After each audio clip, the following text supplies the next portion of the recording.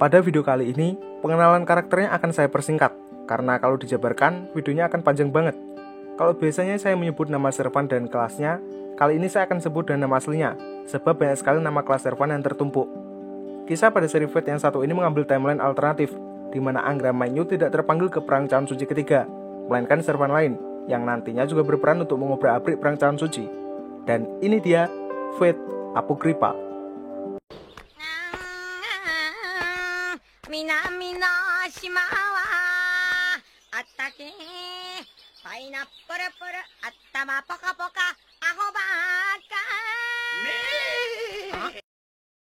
Ada beberapa adegan atau spoiler yang ditampilkan sebelum kisah dimulai, namun kita akan membuka ceritanya langsung ke Clock Tower Academy London.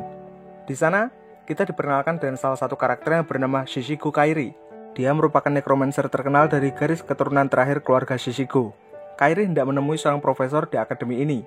Dia dipandu oleh seorang pelajar yang bernama Vlad Escardos. Tak lama setelah itu, Kairi dipertemukan oleh sosok yang ia cari. Dia bernama Profesor Rocco Belveban. Mereka berdua membahas perihal aturan Perang Cawan Suci yang sudah berubah semenjak Perang Cawan Suci ketiga yang dikacaukan oleh orang-orang Jerman. Sementara itu, Vlad bertemu dengan karakter yang super ikonik di Nasuverse. Dia merupakan salah satu pengajar di Clock Tower Academy yang bernama Weaver Velvet. Kedua perbincangan ini membahas satu topik yang sama, mengenai keluarga Yegudo Millenia, di mana salah satu anggota keluarga yang bernama Darnik Preston Yegudo Millenia telah menyembunyikan Cawan Suci selama 6 dekade dan tetap memiliki raga yang sehat berkat ilmu awet muda yang ia pelajari. Keluarga Yegudo Millenia telah keluar dari asosiasi penyihir sejak lama dan telah lama pula mendirikan asosiasi mereka sendiri. Rocco berkata jika asosiasi penyihir telah mengirimkan 50 penyihir elit untuk merebut Cawan Suci, namun mereka terbunuh oleh satu servan yang telah dipanggil keluarga Yegudo Millenia. Kesimpulan dari perbincangan mereka adalah Perang Cawan Suci akan digelar di Trivas, Rumania, dan tidak akan mempertemukan ketujuh master yang saling berebut, melainkan 7 master dari faksi merah yang akan berperang melawan ke-7 master dari keluarga Yegudo Millenia alias faksi hitam. Rocco memberikan Kairi sebuah artefak kuno yang akan membantu Kairi untuk memanggil servannya.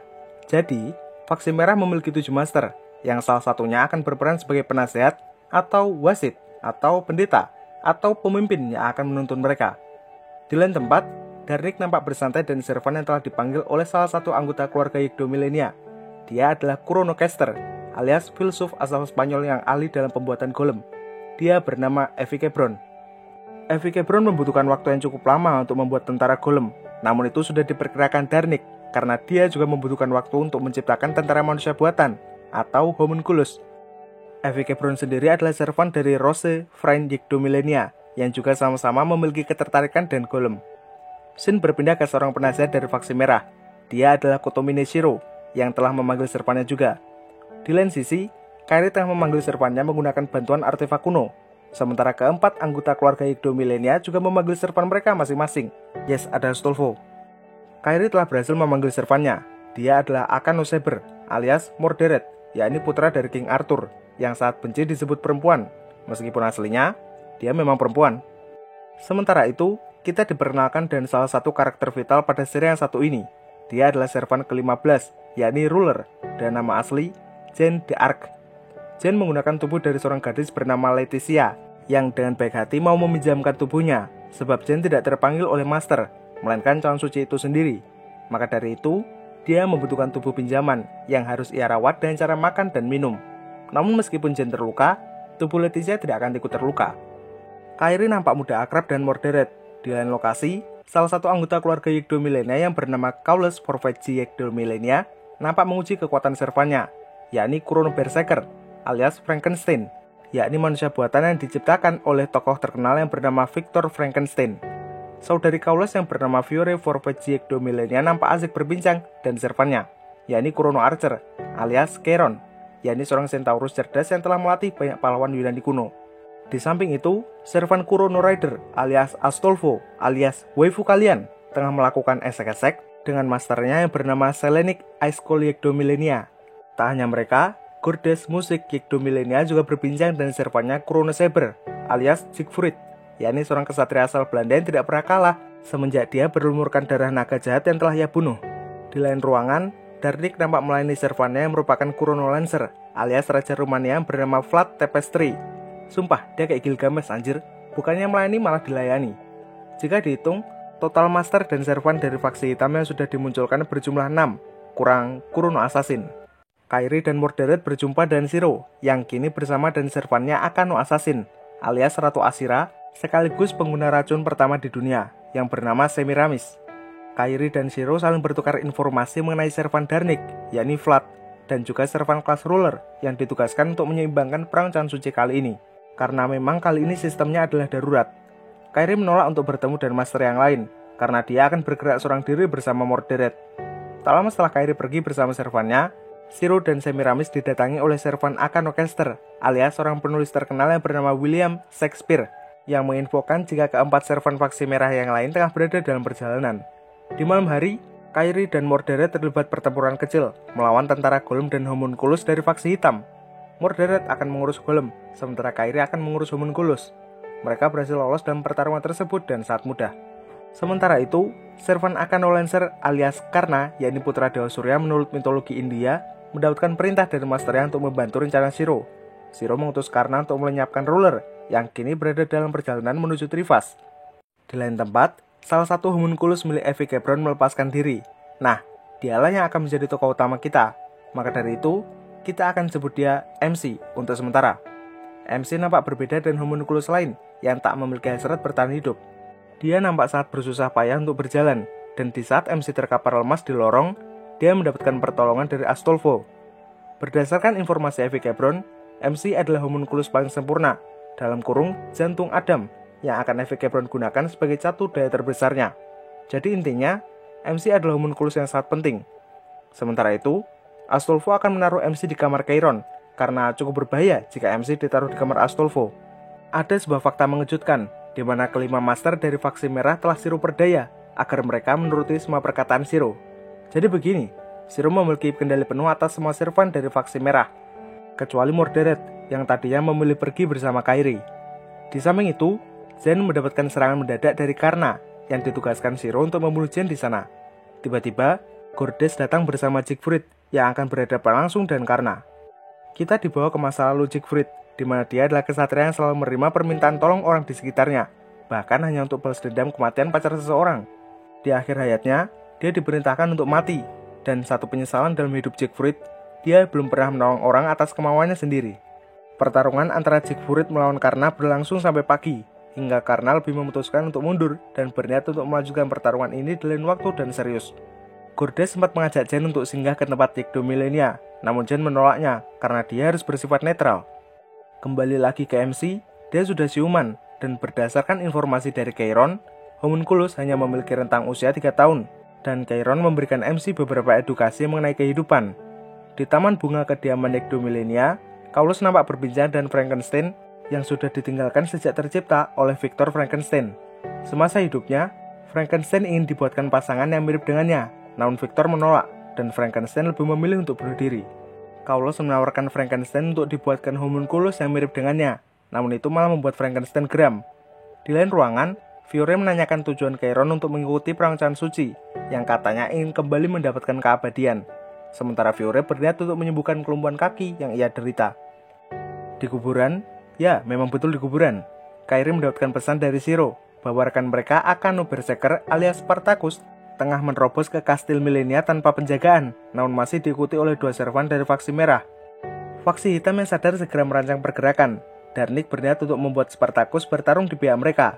Di lain sisi, terdapat 2 servan dari faksi merah yang mengawasi Spartacus. Mereka adalah Akano Archer alias Atalante dan Akano Rider alias Achilles. Tak lama setelah itu, Spartacus mendapatkan serangan dari Astolfo, juga efek kekang dari Vlad yang kemudian mematikannya. Darnik menyuruh Frankenstein dan Siegfried untuk mengurus 2 sisanya, yaitu Atalante dan Achilles. Di saat yang lain tengah sibuk mengurus faksi merah, Astolfo kembali dengan sangat cepat, lalu pergi mengajak MC untuk kabur dari kastil. Achilles dan Atalante sempat terlibat pertarungan melawan Frankenstein dan Siegfried, namun terhenti akibat Siegfried yang tiba-tiba mendapatkan mantra perintah untuk menggunakan pusaka suci, tapi dibatalkan. Juga bantuan jarak jauh yang diberikan oleh Chiron.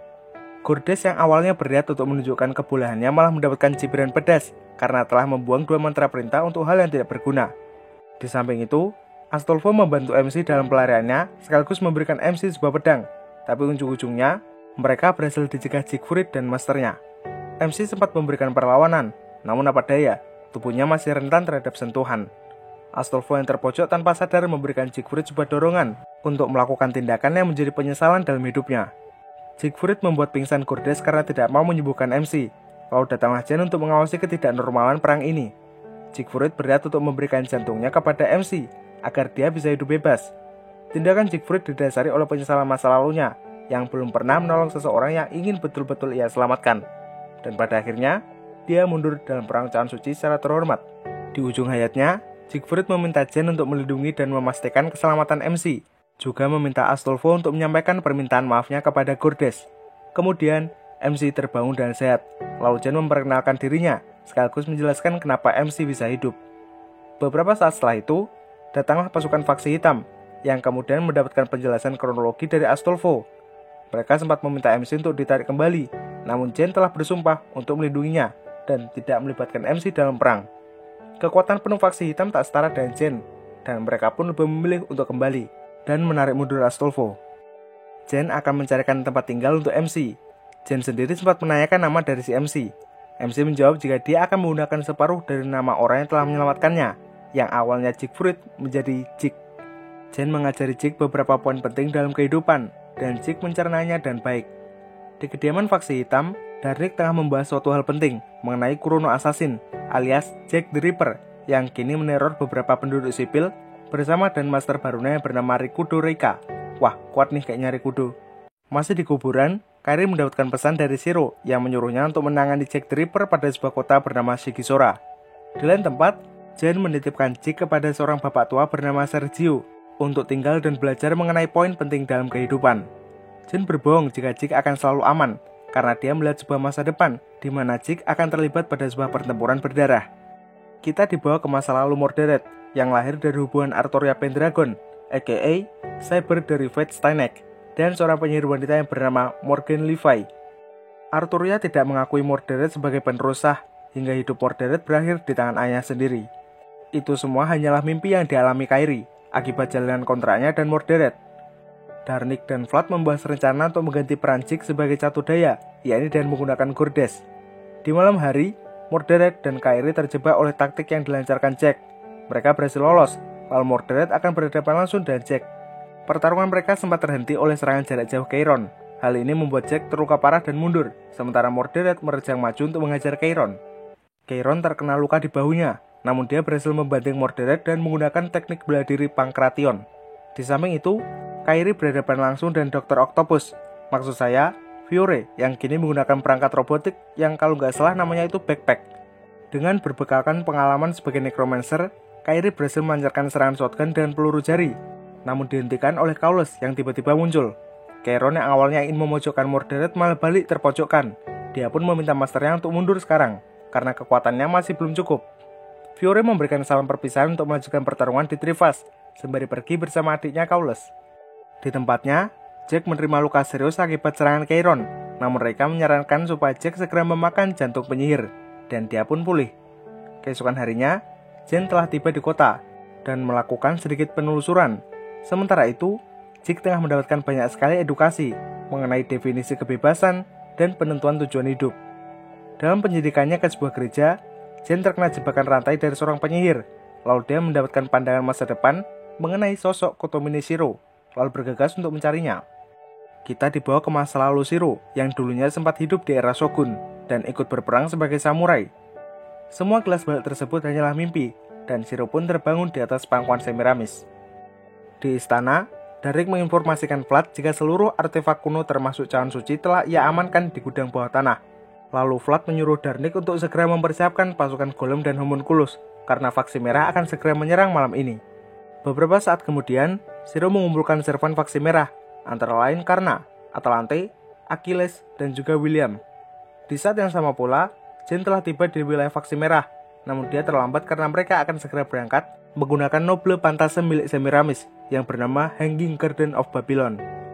Jack merasa bahwa dirinya telah memiliki tujuan yang kemungkinan besar adalah membantu rekan Homunculus lain untuk kabur dari kastil. Faksi merah berniat untuk menjadikan wilayah faksi hitam sebagai medan tempur. Semiramis menjatuhkan ratusan tulang yang kemudian berubah menjadi tentara skeleton. Faksi hitam tak tinggal diam. Vlad memberikan perintah kepada Frankenstein untuk mengamuk di barisan depan. Chiron akan ditugaskan untuk memimpin pasukan homunculus sebentar.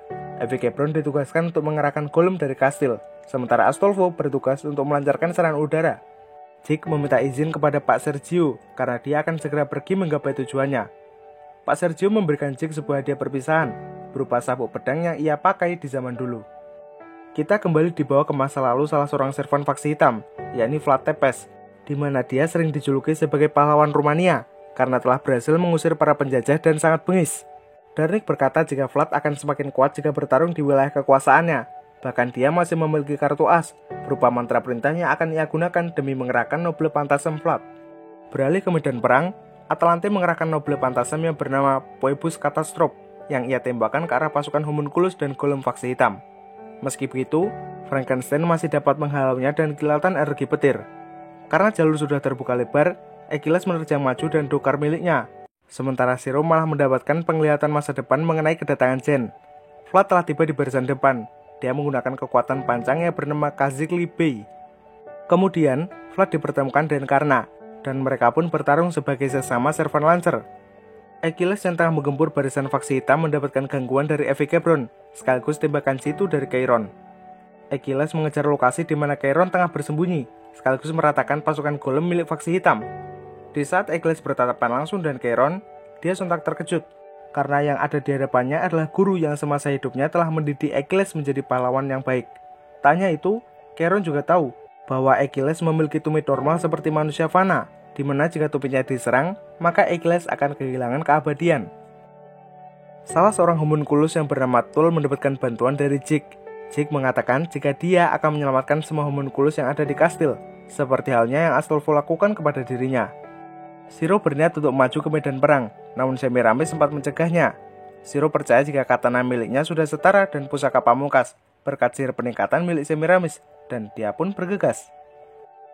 Kairi dan servannya telah tiba di lokasi pertempuran dan bermodalkan taksi kuning setengah hancur akibat cara mengemudi Mordred yang ugal-ugalan. Di sisi lain, Frankenstein mengamuk dan leluasa.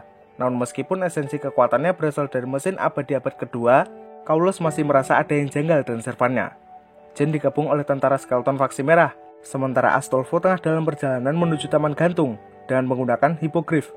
Astolfo kekurangan energi sihir untuk memakai kekuatannya, namun jika dia meminta Selenik, para homunculus seperti Jake akan dikuras habis energinya. Evike-Bron akan melepaskan Spartacus yang kini telah menjadi servannya. Frankenstein berpapasan dan Shiro yang kemudian mengajaknya bergabung ke faksi merah. Darnik kembali mengenang masa lalunya, yang berhasil mendapatkan cawan suci lewat bantuan militer Jerman. Kala itu juga, Darnik berpartisipasi dan servannya yakni Lancer. Kalau nggak salah, namanya itu Vion McCamhill. Di sana juga ada Zoken yang tewas secara mengenaskan, juga wujud asli dari Kotomine Shiro. Kembali ke pertempuran, Shiro malah terlibat pertarungan dengan Frankenstein. Astolfo menggunakan pusaka yang bernama La Black Luna untuk melibas tentara udara Semiramis. Spartacus akan berhadapan langsung dengan Atalante, yang tadinya sempat mengerahkan serangan pamungkas. Achilles sedikit terpojok karena ia lawan adalah sosok yang mengajarinya cara bertarung. Di ruang bawah tanah, Tul meminta Jake untuk melepaskan semua homunculus yang dijadikan sumber energi. Meskipun Semiramis mendapatkan peran sebagai Akano Assassin, dia memiliki banyak kemampuan sihir, yang bahkan mampu membuat Astolfo terjatuh.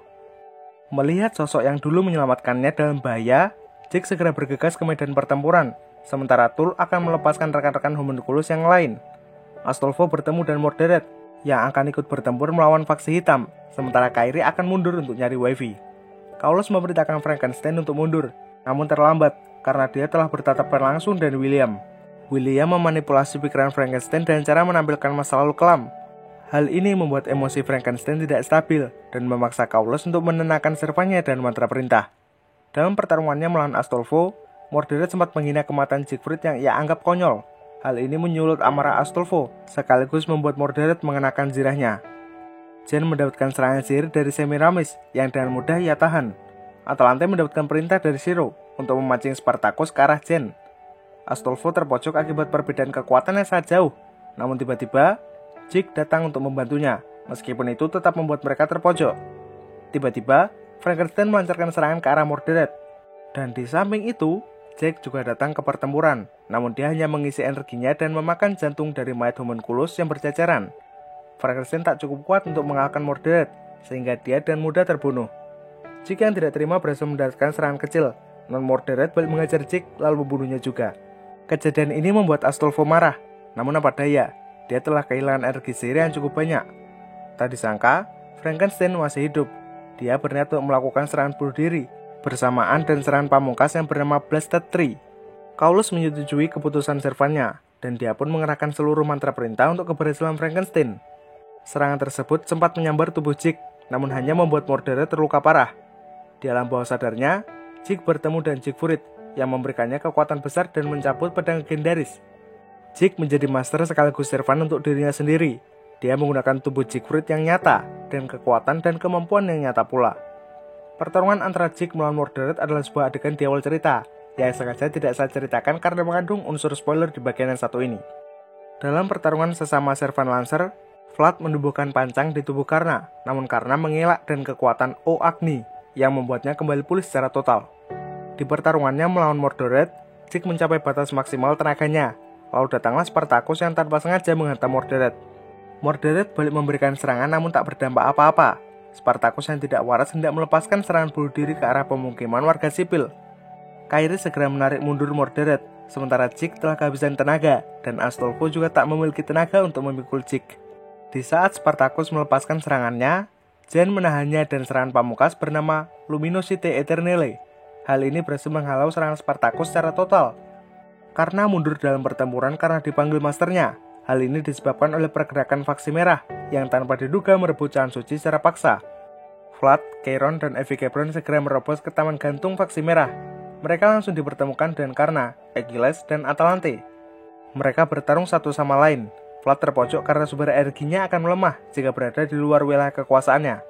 Tiba-tiba, datanglah Derek untuk memberikan mantra perintah kepada Vlad. Perintah pertama ia gunakan untuk membuat Vlad mengerahkan pusaka suci yang bernama Legend of Dracula. Perintah kedua Derek gunakan untuk membuat Vlad bertahan hingga perang usai. Dan perintah terakhir ia gunakan untuk membuat Vlad menyerap jiwa masternya hingga menyatu. Vlad yang telah menjadi Dracula menggigit beberapa homunculus di sana, sehingga mereka secara langsung berubah menjadi famili Dracula Vlad. Anomali ini adalah kejadian tak terduga di luar perang, yang memaksa Jen untuk turun dalam pertempuran. Jen memberikan perintah sebagai ruler, dan memberikan mantra perintah kepada semua servan yang ada di sana, untuk segera melenyapkan Vlad dan famili barunya. Evikeebron akan mengurus famili Dracula, sementara yang lain akan menyerang Vlad bersama-sama. Akibat serangan yang ditimbulkan karena Vlad mengalami luka parah, dan dia pun bergegas kabur dari sana. Alih-alih ingin lolos, dia malah bertemu dengan Shiro, yang kemudian melenyapkan Vlad di sana. Ketika Jen datang di tempat Shiro, mereka sangat terkejut, karena Shiro adalah servan peninggalan perang sebelumnya, dan mendapatkan wujud tetap berkat kontraknya dan cawan suci. Shiro memiliki nama asli Amakusa Shiro Tokisada, yakni servan dan kelas ruler. Shiro sendiri bertekad kuat untuk menyelamatkan seluruh umat manusia dengan menjadikan mereka sebagai makhluk yang abadi dengan bantuan cawan suci. Sementara itu, Jake dan Astolfo merayakan reuni singkat. Lalu datanglah Master Astolfo yang tidak lain adalah Selenik. Selenik menggunakan mantra perintah agar Astolfo membunuh Jake. Belum sempat mengunduskan senjatanya, Mordred datang sembari memenggal kepala Selenik. Alhasil, Astolfo terbebas, namun keberadaannya akan segera hilang. Jake memiliki sebuah ide bagus untuk menjadikan Astolfo sebagai servannya, sementara dia akan menjadi master. Kembali lagi ke Taman Gantung, Shiro menawari Evikeebron dan Chiron untuk bergabung ke faksi merah, karena sekarang, faksi hitam telah diambang kekalahan. Evikeebron memiliki tujuan yang tak ada sangkut pautnya dengan cawan suci. Dia pun dengan senang hati mengkhianati faksi hitam, lalu mengerahkan golemnya untuk menumbangkan Jen dan Chiron. Di saat situasi mulai genting, Mordred datang untuk memberikan bantuan kepada Jen. Mereka bertiga akan mundur sembari mengatur ulang strategi penyerangan. Di ruangan bawah tanah kastil, Jake mengatasnamai semua homunculus yang ada di sana untuk diberikan kebebasan. Permintaan tersebut datang bersamaan dan peringatan dari Chiron bahwa Evikeebron telah berkhianat dan dia menjadikan Rose sebagai inti dari golem, yang sejatinya adalah pusaka pamungkas Evikeebron yang bernama Golem Keter Malkuth. Golem tersebut dapat membuat apa yang dilewatinya menjadi Eden. Dia juga memiliki kemampuan regenerasi tinggi karena tidak ada yang terluka di Eden. Evikeebron membawa golemnya untuk meratakan kastil faksi hitam. Chiron dengan spontan melakukan eksekusi terhadap Evikeebron, namun dia berhasil melarikan diri dan menggabungkan tubuhnya bersama golemnya. Jen, Astolfo, dan Chiron tak cukup kuat untuk menumbangkan Evikeebron. Chiron melakukan sedikit analisa dan menyuruh Jen untuk memanggil Mordred ke tempat. Lalu Chiron meminta Jake untuk berubah menjadi Siegfried sekali lagi. Mereka berlima akan melakukan kombinasi serangan gabungan. Jake dan Mordred akan melakukan serangan pengakhir dalam tempo yang sama. Jake menggunakan serangan pamungkas Balmung, sementara Mordred menggunakan Clarence Blood Arthur. Hingga pada akhirnya, Evikebrun dan golemnya telah berhasil ditumbangkan. Pagi menjelang, Shiro mengungkap keberadaan master dari para servan faksi merah yang telah ia racuni untuk menuruti perkataannya. Tentu Shiro menyuruh Semiramis untuk menggunakan metode racun yang aman. Karena Achilles dan Atalante tak memiliki banyak pilihan, mereka terpaksa mengakui Shiro sebagai master mereka. Shiro menanyakan tujuan ketiga servan tersebut. Achilles berniat untuk hidup dan mati sebagai pahlawan. Atalante berkeinginan untuk membuat semua anak kecil di dunia hidup dan kasih sayang. Sedangkan Karna ingin tetap setia dan master lamanya, dan dia juga berharap ingin bertarung dengan Siegfried sekali lagi. Sementara itu di kastil, Jen dan Fiore memimpin jalannya diskusi. Mereka telah kehilangan 3 servan, belum termasuk Jack, alias Kurono Assassin. Mereka merekrut Mordred dan masternya sebagai bala bantuan utama. Rencananya, mereka akan menyerang menggunakan pesawat, lewat bantuan Noble Pantasam Astolfo yang hanya aktif di saat bulan pertama. Chiron sempat berbincang dan Kaules tentang kondisi Fiore yang sepertinya tidak akan sanggup untuk memimpin keluarga Yggdrasilania. Chiron sendiri berharap agar Kaules bersedia untuk menggantikan kakaknya. Jen memulihkan satu mantra perintah Kairi. Jen juga memulihkan seluruh mantra perintah Jig, dan dia dilarang untuk berubah menjadi Siegfried di saat-saat terakhir. Karena itu akan merubah wujudnya secara total. Tak lama kemudian, Kairi dan Mordred kembali ke markas mereka, yakni di kuburan. Kairi bercerita tentang ambisinya yang berniat untuk mendapatkan penerus keluarga Shishigo. Mordred juga memiliki impian agar dia bisa diakui oleh ayahnya suatu hari nanti. Sementara itu, Jen merasakan suatu perasaan yang aneh dengan Jig. Suatu perasaan suka, atau mungkin malah perasaan khawatir dan ingin memihak, yang seharusnya tidak boleh dimiliki oleh servant ruler. Kemungkinan, itu bukanlah perasaan Jen, melainkan Laetitia. Gordes yang awalnya memiliki sifat tak acuh mulai berubah, menjadi pribadi yang gemar menolong meskipun masih suka marah-marah.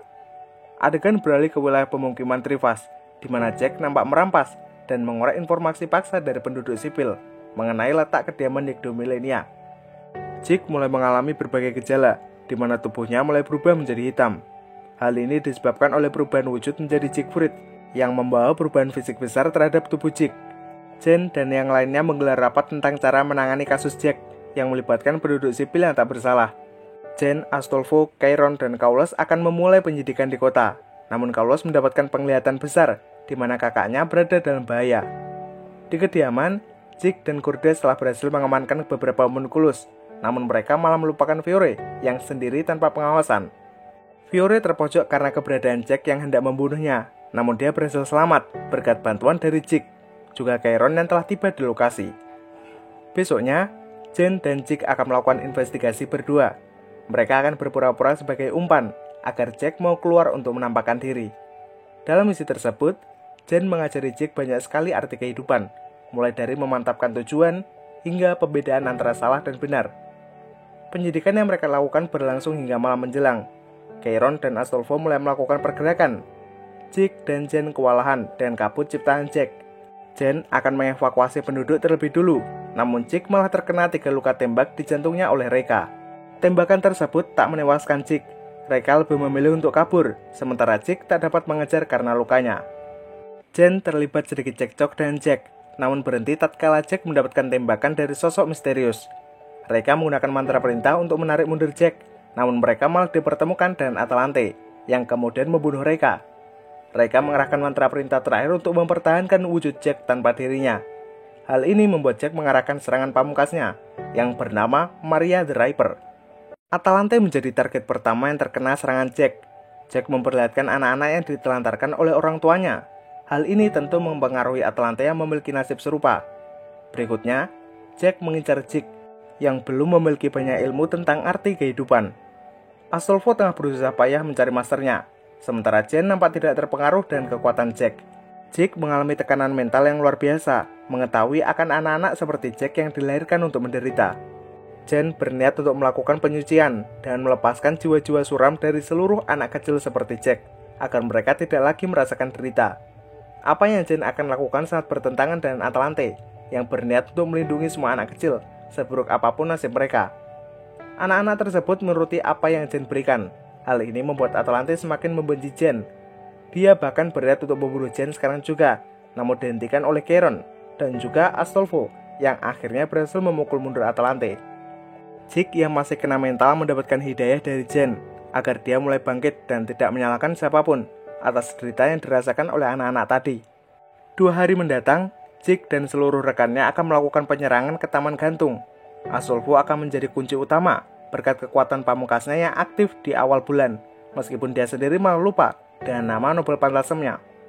Malam itu, Kaulos melakukan negosiasi secara baik-baik agar Fiore mau menyerahkan tata kepemimpinan dan sirkuit sihir milik keluarga Yggdrasilia. Penyerahan sirkuit sihir akan membuat lumpuh kaki Fiore sembuh, dan dia menerimanya, meskipun masih khawatir dengan kondisi adiknya. Di lain ruangan, Jen memperingatkan Jake untuk selalu menjaga kesehatan fisiknya. Jen terkejut akan kedatangan Astolfo yang habis mandi, karena sejatinya Astolfo adalah laki-laki. Ya, kalian nggak salah dengar. Paginya, Jake dan servannya diperintahkan untuk meninggalkan kastil selama 1 hari. Mereka singgah pada sebuah kafe dan bertemu Mordred di sana. Chiron akan membantu Fiore untuk memindahkan sirkuit sihirnya kepada Kaulos. Kaulos berada di ujung tanduk ketika menerimanya. Namun syukur, proses perpindahan telah berhasil dilakukan. Di kafe, Jake dan Astolfo melakukan obrolan dengan Mordred yang beranggapan jika manusia hanyalah makhluk yang sedikit lebih pintar dari hewan dan jauh lebih serakah. Astolfo menganggap itu salah, sementara Jake terjebak dilema karena menurutnya manusia adalah makhluk yang baik, namun seketika berubah ketika terjun ke perang cawan suci. Selepas dari kafe, Jen menjemput kedua rekannya untuk kembali ke kastil. Jen sempat mencurahkan hatinya kepada Astolfo jika dia memiliki perasaan suka kepada Jake, entah itu perasaan Laetitia atau malah perasaannya Jen sendiri. Kaulos masih berniat untuk ikut perang, sekalipun dia telah kehilangan Servan. Chiron dan masternya melakukan obrolan terakhir. Chiron bersumpah akan bertarung sampai akhir, sedangkan Fiore akan mendoakan Chiron untuk kemenangannya. Di lain tempat, Mordred bertanya kepada Kairi tentang bagaimana cara agar ayahnya bisa mengakui Mordred sebagai anaknya. Kairi tak terlalu tahu, namun dia menjawab jika Mordred harus bertarung hingga darah terakhir melawan ayahnya, dan itu merupakan solusi terbaik untuk menunjukkan eksistensinya. Masih berada di wilayah Yggdrasilia, seluruh penyihir dan servan kubu Jen akan segera berangkat, sementara Gordes akan menjaga kastil bersama Dantul dan juga beberapa homunculus yang masih tersisa. Pertama-tama, mereka akan pergi ke bandara sembari merancang strategi dan mempersiapkan pusaka Astolfo yang kini telah ia ingat namanya. Fiore dan Kaulos akan berangkat menggunakan pesawat. Chiron juga, tapi dia talib di atas pesawat. Fiore memberikan mantra perintah agar Chiron bertarung tanpa penyesalan. Sementara itu, Astolfo dan Jake akan berangkat menggunakan hipogrif. Beralih ke kubu Amakusa Shiro, Shiro memberikan mantra perintah kepada William agar dia tidak menulis tragedi mengenai kisah Shiro. Kemudian, Shiro bergegas menuju cawan suci untuk mengaktifkan sihir tingkat 3. Semiramis akan mengontrol penuh Taman Gantung karena akan menjaga Bes. Achilles akan berhadapan dengan Chiron. Atalante akan berhadapan dengan Jen, sementara William akan ditugaskan di barisan belakang untuk menahan Jen jika Atalante kalah. Belum lama setelah membagi tugas, Jen dan rekan aliansinya telah tiba di tempat. Achilles buka war dan menerjang ke arah Chiron. Mereka akan dipertemukan untuk saling bertarung. Begitu pula dengan Atalante dan Jen. Di sisi lain, Shiro telah masuk ke cawan suci. Dia melihat kejadian buruk yang sempat ia alami 60 tahun yang lalu. Kemudian, dia telah sampai ke Heavenville dan bertemu dengan Justice Lysiris von Einsburn yang kapanpun siap menuruti permintaan Shiro. Kembali ke pertempuran, Semiramis hendak menjatuhkan Astolfo dan masternya dengan serangan besar. Namun Astolfo dapat menghalau serangan Semiramis dan menggunakan pusaka pamungkas yang bernama Kaseur di Logistile, di mana pusaka tersebut dapat menangkal segala jenis sihir. Merasa butuh bantuan, Semiramis meminta Karna untuk menjatuhkan Astolfo. Namun Astolfo dapat mudah menghindar dan menggunakan teknik perbedaan dimensi. Kairi dan servannya telah tiba di lokasi. Mereka berniat untuk merobos langsung dan merebut cawan suci. Jake lebih memutuskan untuk menghadapi Karna secara langsung, sementara Astolfo akan menghancurkan pintu masuk Taman Gantung. Astolfo berhasil, namun dia terluka parah. Achilles menciptakan sebuah realitas dan pusaka tombaknya. Dia menggelar adu jotos sesama pengguna aliran bela diri Pankration, yang akhirnya membuat Achilles menang dari mantan gurunya. Chiron masih setengah sadar. Dia menembakkan serangan pamungkas yang bernama Antares Snipe yang berhasil melukai tumit Achilles, sehingga dia kehilangan keabadiannya. Chiron mundur dari perang secara damai, sementara Jen masih disibukkan dan Atlante, yang berniat menggunakan kekuatan dari bulu babi hutan Caledonia, yang dapat merubah wujudnya menjadi alter Atlante, lewat bantuan Noble Pantasem yang bernama Angrius Metamorphosis. Dalam pertarungannya melawan Jig, karena menyadari keberadaan Kaules, dia meminta Kaules untuk menyelamatkan mantan master dari faksi merah. Lalu Kaules balik memberikan kesepakatan agar karena membiarkan mereka lolos jika dia gagal mengalahkan Jig dalam kurun waktu tertentu. Jen masih disibukkan dengan kemarahan Atlante. Mereka didatangi Achilles yang berniat untuk menggantikan kakaknya, sembari meloloskan Jen untuk berhadapan langsung dan Semiramis. Jig mengerahkan Balmung secara terus-menerus. Hal ini memaksa Karna untuk mengerahkan Noble Pantasemnya yang bernama Vasavi Sakti. Kekuatan Balmung tak cukup kuat untuk menandingi Karna. Jig mengerahkan mantra perintah, namun itu masih belum cukup. Tiba-tiba, Astolfo datang untuk mengerahkan pusaka pamungkas pemberian Achilles yang bernama Achilleus Cosmos. Usaha Astolfo berhasil melenyapkan serangan Karna. Jig spontan menerjang, lalu melemparkan pedangnya. Merasa tak bisa meraih pedangnya kembali, Jig menghunuskan pedang pemberian Astolfo kepada Karna, dan hal itu berhasil membuat Karna mundur secara terhormat karena bertindak sebagai servan hingga akhir hayatnya. Kembali lagi ke Achilles, dia berhasil mengistirahatkan kakaknya dan tenang, namun dia juga terkena serangan besar dari Atlante. Dan demikian, mereka mundur dalam perang bersama-sama. Berikutnya adalah Jen, yang kini bertatapan langsung dan Semiramis. Semiramis membiarkan Jen untuk berhadapan langsung dan William. Sebagai gantinya, Semiramis malah dipertemukan dengan Mordred dan Kairi. Namun Mordred memukul mundur Kairi ke belakang, karena Semiramis telah menyiapkan jebakan beracun. Mordred berusaha keras untuk menjatuhkan Semiramis, namun jebakan yang telah disiapkan secara matang saat membuatnya kewalahan. Di saat dia mengerahkan Clarence Blood Arthur, Semiramis balik mengubah lingkungannya menjadi racun dengan Noble Pantasem yang bernama Sikira Usum. Akan tetapi, Mordred masih belum tumbang. Dia mendapatkan bantuan dari Kairi yang nekat menerobos masuk, lalu menyuntikkan doping kepada servannya. Kairi mengerahkan mantra perintah untuk kemenangan Mordred, dan itu berhasil melukai Semiramis dengan telak. Mordred sudah mengkonfirmasi jika Semiramis akan segera sirna. Dia masih ingin melanjutkan pertempuran, namun Kairi sudah berada di ambang kematian. Mordred lebih memilih untuk menghabiskan saat-saat terakhirnya dan ngudut bersama Kairi, dan mereka pun sirna bersama-sama. Astolfo terkena jebakan Semiramis. Dia menyuruh masternya untuk bergegas menyelamatkan Jen, karena William adalah musuh yang sangat berbahaya bagi servant ruler seperti Jen. Sangat disayangkan, William terlebih dulu menjebak Jen dan menggunakan First Folio untuk memperlihatkan masa lalu kelam Jen dan menunjukkan servan panggilannya yang tidak lain adalah Gilderais alias servan caster yang muncul di Fate Zero. Keberadaan Jill yang membawa kepala Jig membuat mental Jen terguncang. Hal ini disebabkan oleh perasaan suka yang dimiliki Leticia. Kemudian, datanglah Amakosa Zero dan wujud servannya.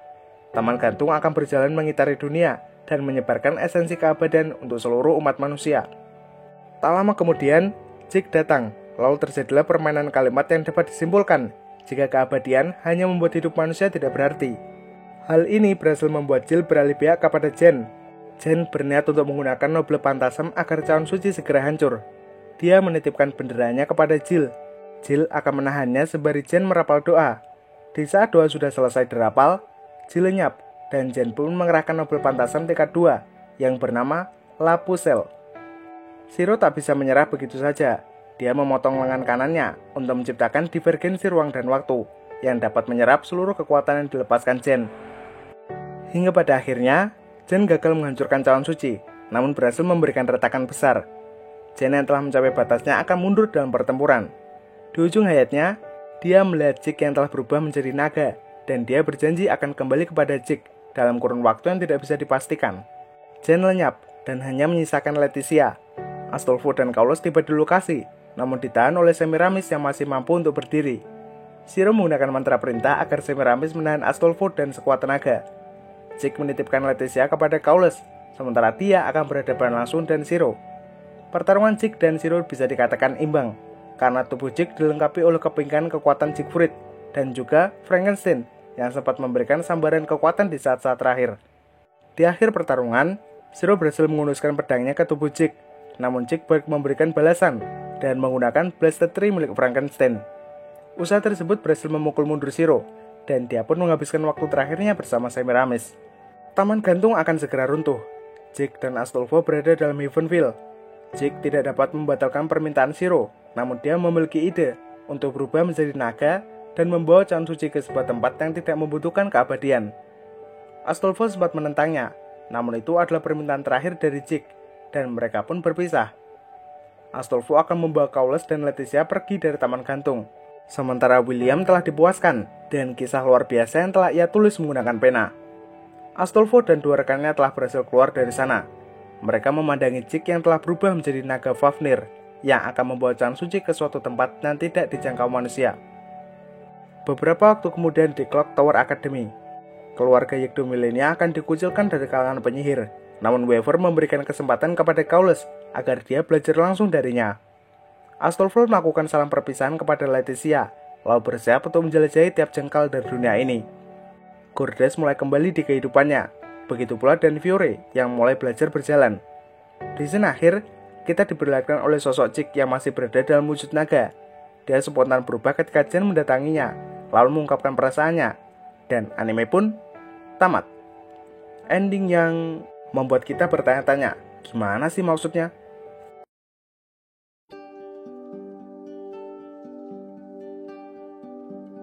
Oke, di closing statement kali ini, saya akan memberikan dugaan sementara mengenai ending dari anime Fate Apocrypha. Kalau kalian punya penjelasan yang lebih masuk akal, silahkan tambahkan di kolom komentar. Pertama, Astolfo mendapatkan wujud tetap berkat Jake yang telah mendapatkan keabadian dari Cawan Suci. Jake kembali ke wujud aslinya ketika dia didatangi Jen. Yang jadi pertanyaan, kenapa Jen bisa datang dan kenapa Jake bisa kembali ke wujud aslinya? Mungkin begini, Jen mendapatkan wujud tetap karena telah membuat kontrak dengan Cawan Suci. Hal ini mirip dengan apa yang dilakukan Gilgamesh dan juga Amakusa Shiro. Terus, di manakah lokasi yang mereka pijak dan mereka mau kemana? Kemungkinan mereka berada di bulan atau planet lain atau realitas lain yang telah terpengaruh oleh esensi kekuatan dari Cawan Suci. Kemudian, Jen sempat mengatakan jika mereka akan pergi ke dunia baru. Kalimat ini bisa kita artikan sebagai bumi yang telah mengalami perubahan zaman karena lamanya waktu yang telah berlalu. Masih ada satu lagi yang ingin saya tekankan mengenai servan favorit saya kali ini, yakni Karna. Saya merasa jika dia lebih kuat ketimbang Jen. Dia bahkan rela langsung mengerahkan pusaka pamungkasnya, meskipun sebenarnya dia masih sanggup bertarung hingga Jake mencapai batas. Noble Phantasm Vasavi Sakti mampu menyaingi pusaka Balmuk yang sudah diperkuat dengan mantra perintah. Jika saja Astolfo tidak memberikan bantuan, kemenangan sudah pasti diraih oleh kubu Shiro. Tapi untungnya itu nggak terjadi. Sebenarnya, saya masih ingin mengulas beberapa karakter menarik, terutama Mordoret, dan beberapa karakter yang hanya menjadi cameo. Tapi karena videonya udah panjang banget dan HP saya udah gak kuat buat ngedit video lebih dari ini, saya tutup aja. Lebih detailnya, kalian bisa lemparkan di kolom komentar agar kita bisa diskusi. Kiko, Watshiwari, to mata aimasho.